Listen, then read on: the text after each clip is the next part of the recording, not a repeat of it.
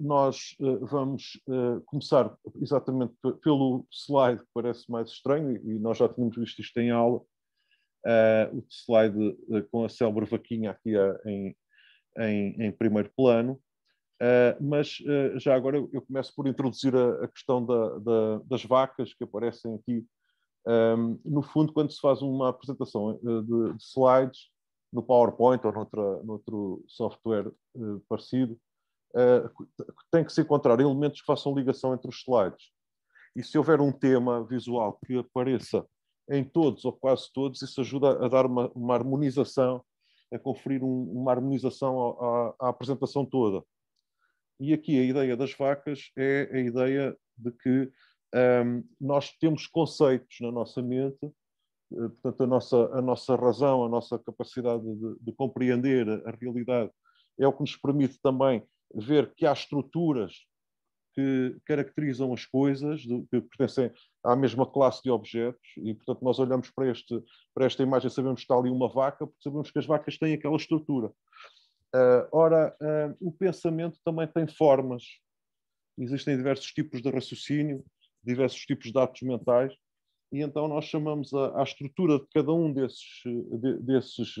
dessas formas de pensamento estrutura lógica. Portanto, cada raciocínio tem a sua estrutura, que é uma estrutura formal, independentemente do conteúdo, e tal como nós identificamos as vacas nas diversas imagens, nós também somos capazes de identificar a estrutura formal do pensamento em cada um dos enunciados em que ele se expressa. E a lógica é precisamente a disciplina ou a ciência que estuda as regras que permitem estruturar o pensamento e permitem que nós pensemos de uma forma cada vez mais correta e exata. No fundo, a lógica está na base da matemática também. É uma disciplina que pertence à filosofia e à matemática.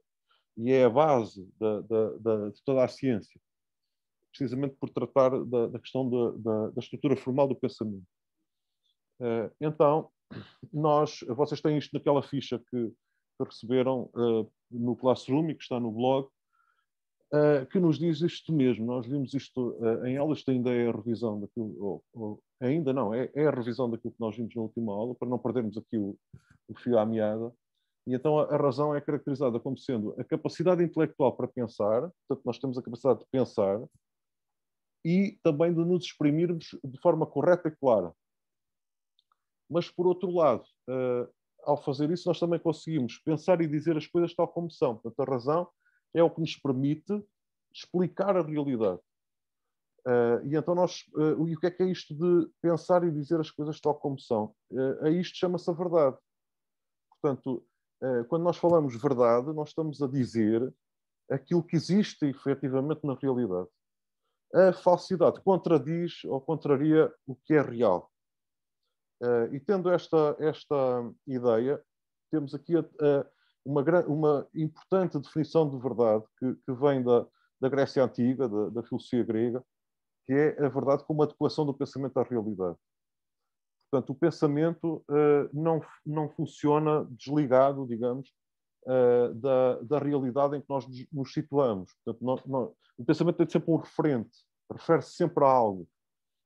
Mesmo quando esse referente não é a realidade externa, pode ser uma realidade abstrata, no sentido lógico do termo. Portanto, existem os números, por exemplo, não existem fisicamente na realidade, apesar da realidade ter uma estrutura geométrica, muitas vezes, e haver constantes geométricas e numéricas no mundo físico.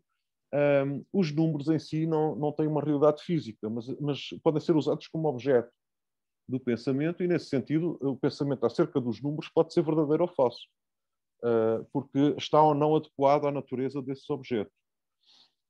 Então, isso pode levar a que tenhamos que ver esta coisa importante, que a racionalidade, esta capacidade que nós temos de pensar de forma correta, como diz aí, de organizar a realidade para ela se tornar compreensível, é o que está na base do sentido.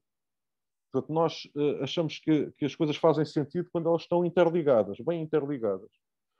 E a razão é a nossa capacidade de pensar, dá-nos esta ideia de que se as coisas que nós pensamos têm sentido ou não. E, portanto, sem esta capacidade, nós não conseguiríamos interpretar a realidade. E é esta capacidade que leva a que nós, quando olhamos para uma imagem como esta aqui, vemos que a imagem tem aspectos que não são verdadeiros, ou seja, ela é contraditória com a realidade. Portanto, ninguém iria comprar este kit de sobrevivência porque os zombies não existem. Pelo menos na realidade efetiva não existem zombies. Existem enquanto objetos de ficção, nos filmes, na literatura, nos jogos de computador, etc. E nós sabemos que são ficção. E, portanto, a razão permite-nos compreender isto e permite que nós, quando estamos a ver um filme, por exemplo, saibamos que aquilo não é real. Embora nos envolvamos na história e consigamos, às vezes, gostar ou não do que está a acontecer, mas sabemos que aquilo é ficção. E, portanto, se não tivéssemos esta capacidade de saber o que faz sentido e o que não faz, e o que é real e não é real, nós não conseguiríamos compreender o mundo em que vivemos. Estaríamos sempre fora do mundo, ou seja, não teríamos um mundo comum a todos, que seria o referente, digamos, do nosso pensamento e do nosso discurso verdadeiro. Então, se nós temos esta ideia de que a racionalidade é o fundamento do sentido, nós podemos dizer que só sabemos o que é absurdo por causa do sentido, por causa da razão. E então, quando nós percebemos que algo é absurdo, como este kit contra os ataques de zombies, é a nossa razão que nos diz que é absurdo. Diz, isto não faz sentido, isto não tem sentido em relação à realidade. E então isto dá-nos também uma ferramenta importante para nós percebermos o que é aceitável ou não no mundo em que vivemos. Ou seja, há coisas que nos dizem, muitas vezes até nas redes sociais e por aí fora, sobre a realidade, e agora, por exemplo, com esta história da pandemia, há muita contra-informação e muitas fake news, enfim, muita coisa que funciona mal e que está errada, mas que as pessoas acham que podem ser verdadeiras e embarcam em teorias da conspiração, etc. Mas se nós analisarmos a fundo, percebemos que essas pseudo-teorias não têm fundamento, não fazem sentido, contradizem outras perspectivas que são mais objetivas e que têm mais a ver com a realidade. E então nós temos que ser capazes de olhar para aquilo que é dito, para os discursos que nos são dirigidos e ver o que é que faz sentido e o que é que não faz. Mesmo que não saibamos se algo pode ser ou não verdadeiro, mas a própria forma como as coisas são apresentadas muitas vezes vão-nos mostrando que na sua base está algo de muito errado. Não é? Mas isso é difícil, mas pode ser que mais à frente nós consigamos perceber isso melhor, mas vamos avançar mais. Portanto, nós podemos ter esta ideia de que as coisas podem ser arrumadas na nossa mente e fazer sentido, porque a própria realidade é racional. Portanto, esta ideia é muito importante. A realidade em si não é incoerente. Segue leis, como, por exemplo, a lei da gravidade. Nós sabemos que ela não tem exceções. Sempre que largamos um objeto, ele cai. E sabemos porquê. A física descobriu porquê.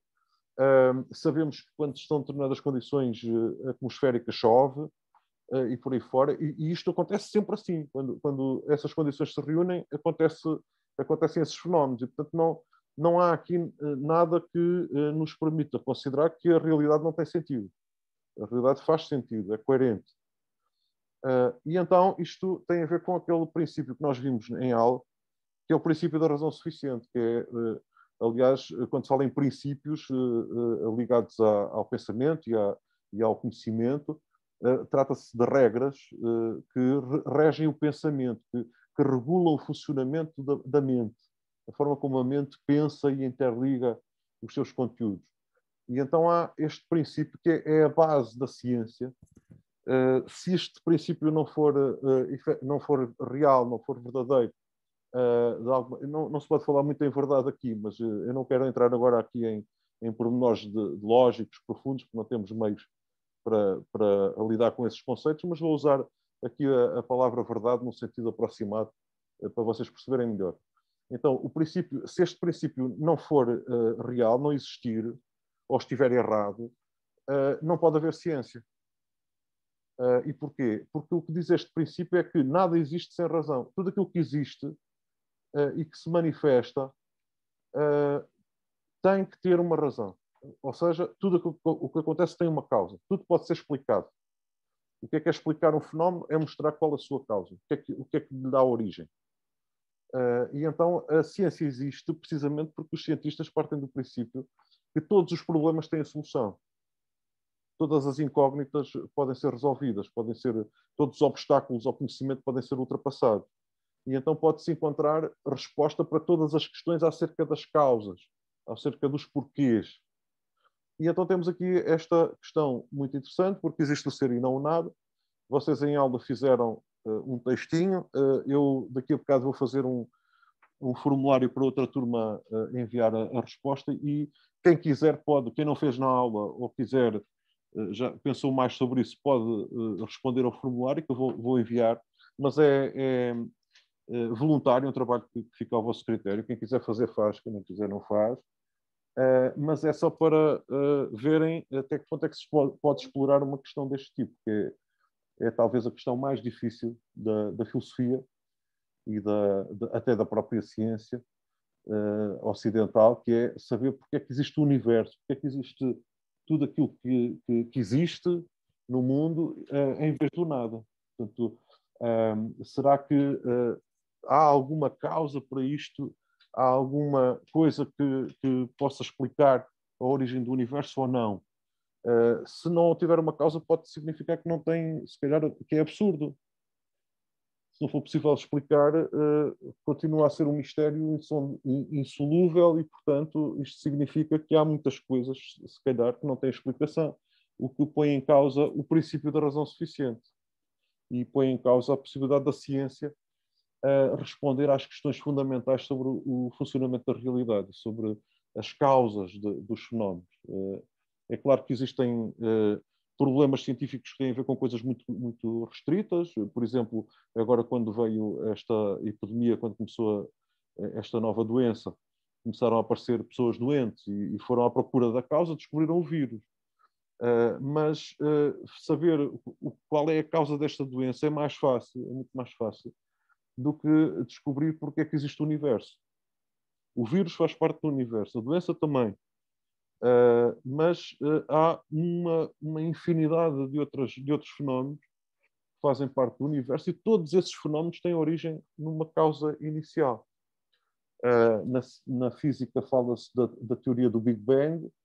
Não queria agora entrar nisso, só para terem uma ideia, mas mesmo essa teoria não é consensual e está em aberto. Portanto, ainda há muita coisa por descobrir em relação a isso, e pode ser que no futuro apareçam mais. Já existem teorias alternativas, mas que apareçam teorias mais consistentes e que acabem por ser mais consensuais entre os cientistas. Mas hoje em dia não, as coisas estão ainda numa fase muito embrionária em relação a essa ideia do que é que como é que o universo pode ter surgido.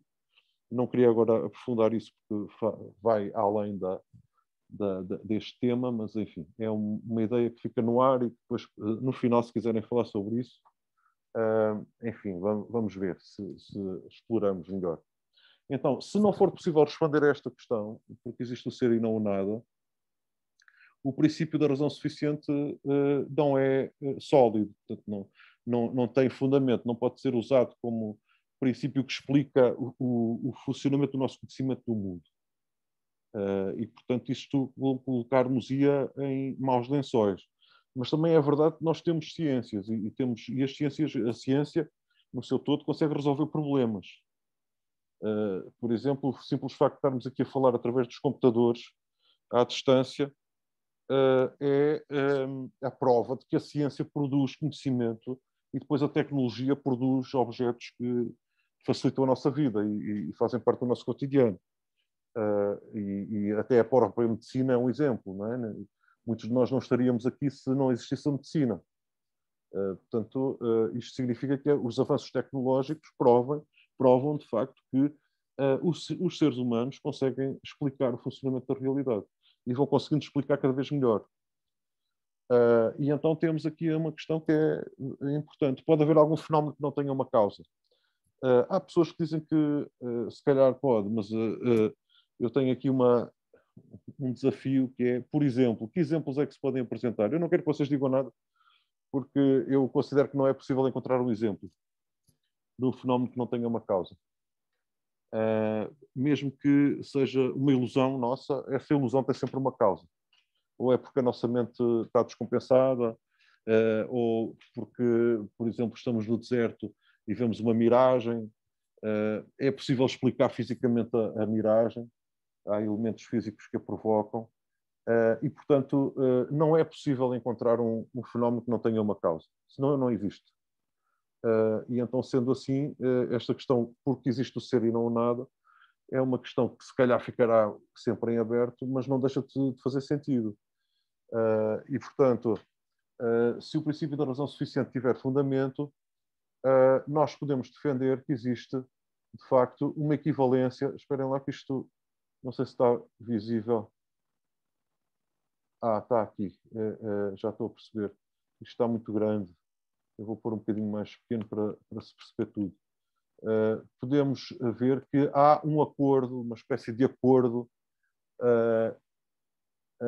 entre o pensamento e a realidade. Portanto, há uma equivalência, uma harmonia entre o pensamento e a realidade. O pensamento é racional e a realidade também é racional.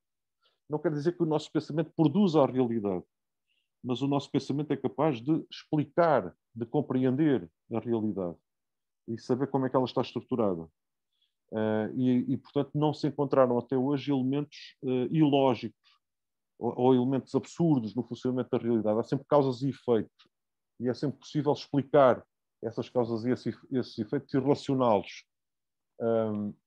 E, portanto, isso leva a que, se nós queremos que o nosso pensamento seja verdadeiro, ou seja, que esteja de acordo com a realidade, ele tem que estar bem estruturado. Temos que ter atenção à forma como o pensamento se estrutura, porque se o pensamento não estiver bem estruturado, ele não pode conhecer nada de concreto acerca da realidade ou de efetivo. E então, por isso é que existem estas coisas aqui que nós chamamos aqui os princípios lógicos da razão. Temos aqui mais uma coisa que tem que ser estruturada, porque a apresentação desconfigurou-se por alguma razão. E, portanto, há um conjunto de princípios lógicos da razão, que são regras que o pensamento segue quando funciona, quando pensa. Quando a razão pensa, segue essas regras. São 3 princípios e que foram sendo descobertos ao longo dos séculos. Foram descobertos pelos filósofos gregos na Antiguidade, mas foram sendo depois melhor escrutinados e apresentados. E esses princípios são 3, e temos aqui o primeiro, o princípio da identidade. Cada coisa é igual a si própria, ou cada proposição ou frase é equivalente a si mesma, frase que se refere à realidade. E, portanto, as proposições são equivalentes a si mesmas, porque nós podemos, uma frase pode ser expressa, uma mesma frase declarativa, pode ser expressa através de palavras diferentes. Se as palavras forem sinónimas, eu posso dizer a mesma coisa de várias maneiras, que a ideia que está presente é a mesma. E então eu sei que se trata da mesma asserção, da mesma afirmação. O mesmo acontece com as coisas. As coisas vão mudando ao longo, portanto, uma coisa até nós enquanto seres que estamos em evolução, nós mantemos uma identidade, mas essa identidade não significa que tudo se mantenha igual. Nós vamos mudando, vamos crescendo, vamos assumindo novas características, aprendendo novas coisas, mas há qualquer coisa que se mantém, e é essa questão da identidade que é importante e que nos permite pensar acerca da nossa experiência, referindo-nos a esse ponto, a esse polo de identidade, que é a nossa identidade enquanto seres humanos. E o mesmo acontece com qualquer coisa que exista no mundo. Eu posso ter uma caneca, se essa caneca se partir, passa a ser um monte de cacos, deixa de ter a identidade da caneca. Mas enquanto ela for aquela caneca, ela é igual a si mesma. Portanto, eu sei que ela existe e que se trata do mesmo objeto. Ora, o princípio da identidade é muito difícil de encontrarmos exemplos que o contradigam, porque, de facto, é impensável nós não pensarmos de acordo com a identidade. Já agora, na matemática, este princípio é muito importante, os outros dois também, mas este é fundamental, porque ele rege o uso do sinal de igual. Portanto, qualquer equivalência, em termos matemáticos, assenta neste princípio da identidade, é o que dá coerência a essas operações matemáticas. E, portanto, sem isso, nós não conseguiríamos raciocinar dentro da matemática ou dentro de qualquer área, não é só da matemática. Então temos aqui o princípio da não contradição, que eu penso que historicamente é capaz de ter sido o primeiro a ser descoberto. Eu falo em descoberto porque estes princípios não foram inventados. Eles fazem parte da estrutura da nossa mente. E nós não precisamos de aprendê-los para saber usá-los, porque eles fazem parte mesmo da forma como o nosso cérebro está estruturado. E, portanto, a nossa razão já vem, quando nós a desenvolvemos e começamos a pensar, só existe por causa dessas regras que estão lá, que estão desde do momento em que nós somos capazes de ter um pensamento racional. Isso só é possível com base nestes três princípios. E então, o princípio da não contradição é fundamental também, mas é algo que nos permite, se nós tivermos atenção a ele, melhorar muito a forma como nós pensamos, escrevemos e falamos. Porque, às vezes nós caímos em contradição sem dar conta.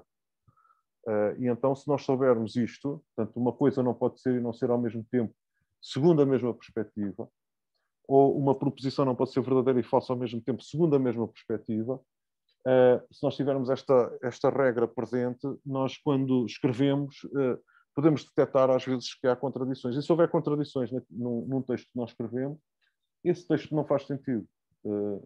Tem que ser reelaborado, tem que ser deitado fora. O mesmo acontece com o nosso pensamento. Se o nosso pensamento for contraditório, ele nunca poderá ser verdadeiro.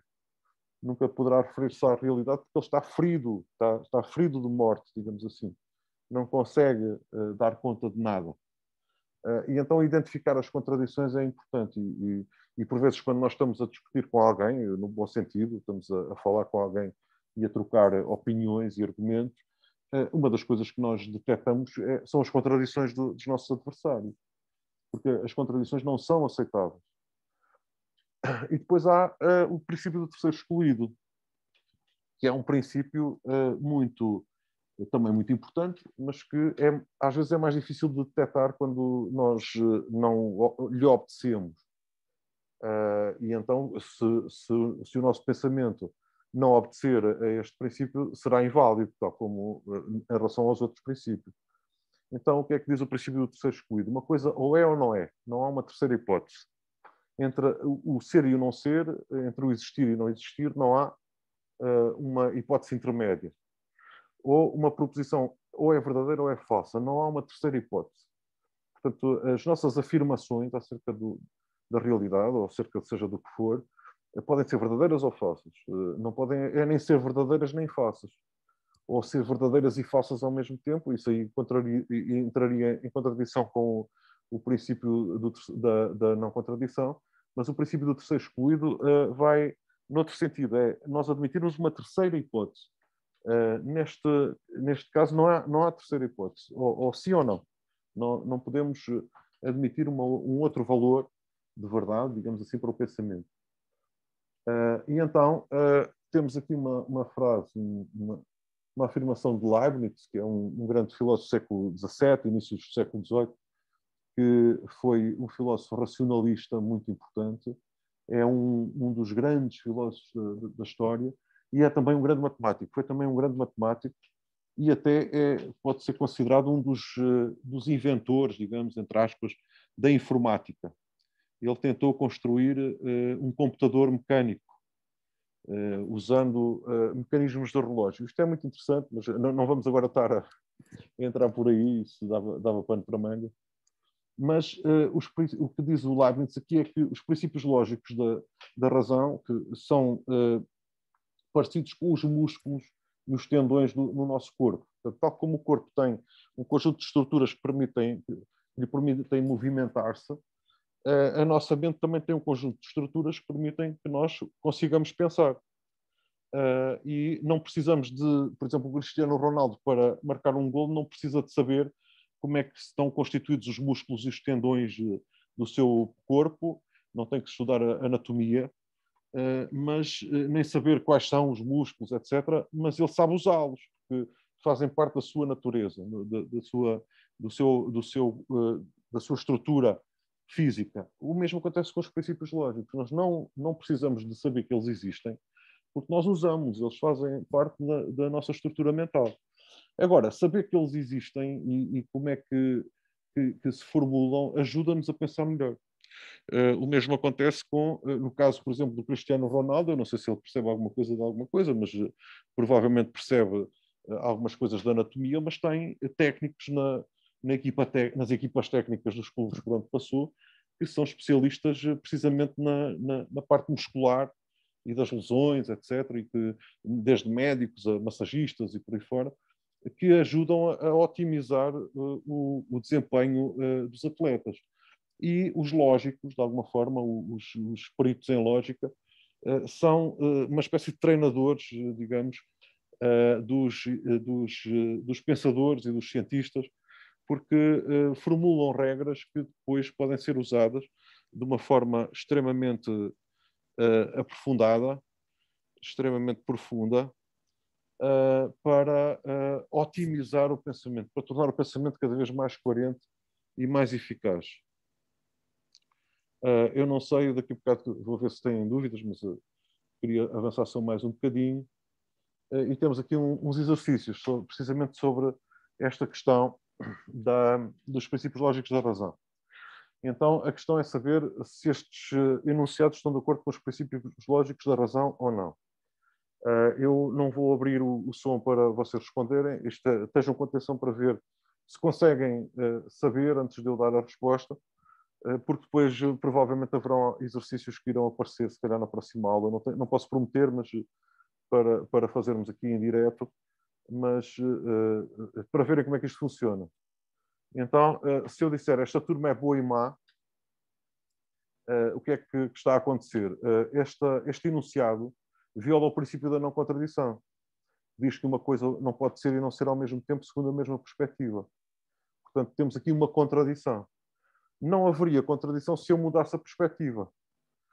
Se eu dissesse, por exemplo, esta turma é boa à educação física e má à matemática. Isto já é o segundo exercício, mas eu estou a apresentá-lo já como exemplo. E então não viola, porquê? Não viola o princípio da identidade, nem do terceiro excluído, e nem o da não contradição, porque eu variei a perspectiva. Ao variar a perspectiva, a turma é boa a educação física e má a matemática, são coisas diferentes. Eu não estou a entrar em contradição. Outra questão, Deus não existe nem deixa de existir, é eterno. Aqui, o é eterno está aqui como rasteira. Porquê? Porque temos aqui uma violação do princípio do terceiro excluído.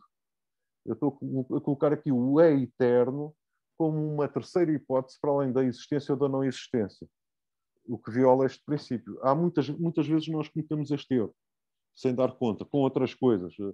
Por exemplo, se eu disser que uma pessoa não disse a verdade nem mentiu, tentou não se comprometer, por exemplo, quando estava a fazer um testemunho em tribunal, eu estou a admitir uma terceira hipótese. Isso não é aceitável. Por outro lado, não sei, vou só ver o tempo que falta. Ainda dá tempo para acabar esta parte. Enfim. Então, tudo isto que nós estamos a ver pertence à lógica. E a lógica pode ser definida como a ciência que estuda as regras e as leis que regem a coerência do pensamento e do discurso. Eu não gosto de estar a ler o que está aí, mas não há maneira de pôr isto mais claro. Portanto, a lógica procura estudar precisamente as regras que nós seguimos quando pensamos e também consegue formular regras que depois nos ajudam a pensar melhor. Mas, por outro lado, também pode ser encarada como uma arte, a arte de pensar e argumentar. Portanto, se nós conseguirmos pensar de forma metódica e coerente, seguindo um método e procurando ser o mais coerentes possível, nós conseguimos fazer tudo melhor. E, portanto, a lógica tem isto. Ela apresenta as regras, estuda as regras e ensina-nos a aplicar essas regras. E então, nós podemos dizer que a lógica é a ciência que estuda o pensamento e as regras estão na base do pensamento, que nos permitem formular argumentos válidos. Ela começa por identificar essas regras, portanto, e sabendo quais são elas, nós podemos saber se os argumentos são válidos ou não, são aceitáveis ou não, estão bem ou não estruturados. Também distingue os argumentos válidos dos argumentos inválidos. Portanto, nós na próxima aula já vamos falar disto, já vamos ver o que é que são argumentos, e depois vamos aprender como é que tipos de argumento é que existem e como é que nós podemos identificá-los e que regras é que eles seguem. E permite também avaliar se as conclusões dos argumentos são ou não corretamente inferidas, corretamente retiradas das premissas. Depois iremos ver o que é que são premissas e conclusões, mas basicamente todos os argumentos têm uma ou mais premissas, que são proposições que dizem algo sobre a realidade, e depois tem uma conclusão. A conclusão é retirada das premissas. Mas isto ainda não fica muito claro, mas eu penso que na próxima aula vamos perceber isto melhor. Neste momento ficaria por aqui nesta coisa. Só vou